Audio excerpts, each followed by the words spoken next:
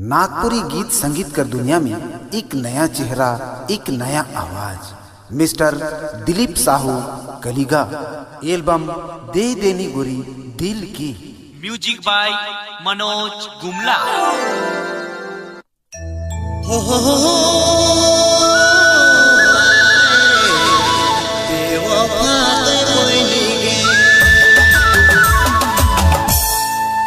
आपने मन सुना थी दीपक मोबाइल आनंद चौक गुमला कर प्रस्तुति।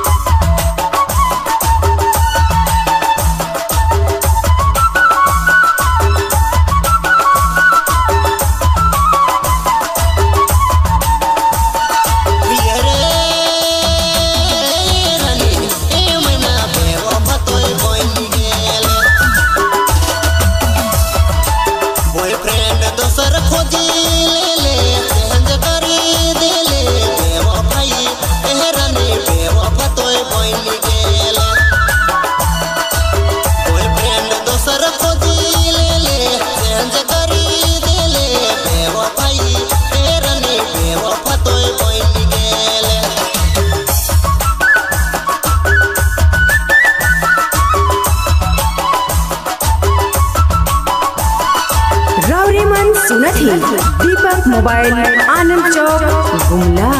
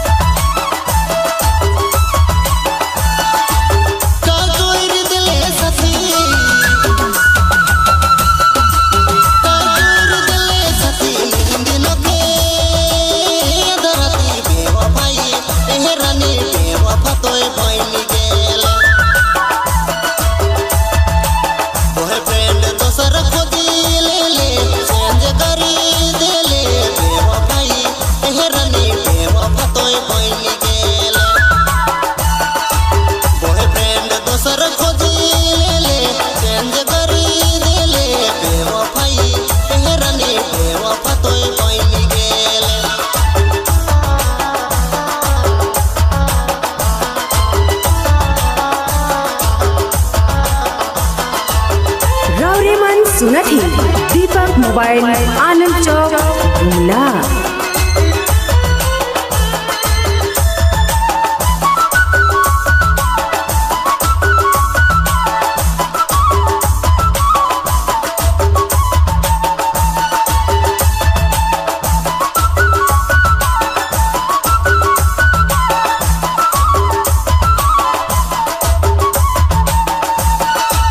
दिल के